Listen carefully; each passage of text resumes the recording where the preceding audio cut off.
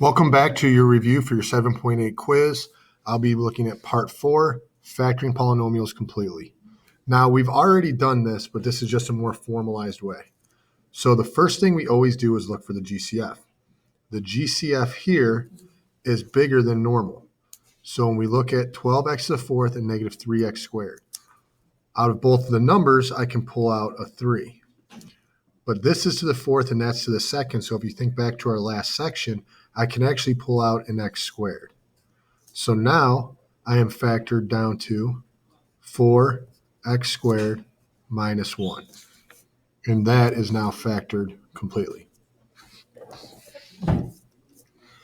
Here, this one says solve. So you can factor out the GCF of 3.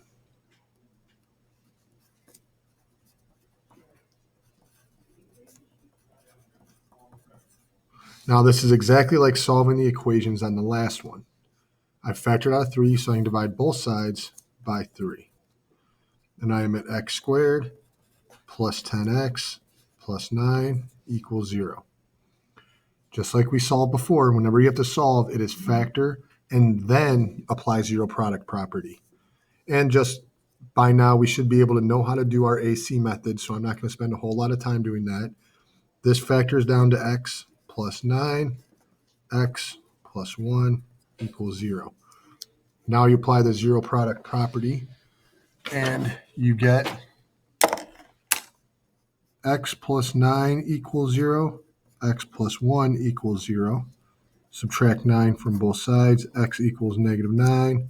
Subtract 1 from both sides, x equals negative 1. You have your solutions. Notice the difference between these. This is just factor. This is solve. When you solve, you have to actually solve through for x. In factored form, you leave it out front. I want to look down through some of our other problems, see if there's anything worth going through. The front page, everything should be pretty straightforward. I do want to look at the back page, though. Right here. We've done some of these in class, but I want to review. In order to solve this, and notice the back page says solve. In order to solve this, it has to be set equal to 0. Right now, this is not set equal to 0, so I need to remove all the terms from one side. Always keep your x squared positive. This x squared is positive, so I'm going to keep the stuff on the left-hand side and remove the terms from the right-hand side by adding 16 to each side. Be careful. There are no like terms here, so I can't combine them. It's x squared plus 8x plus 16 equals 0. Now I'm ready to solve. So you can look at AC method.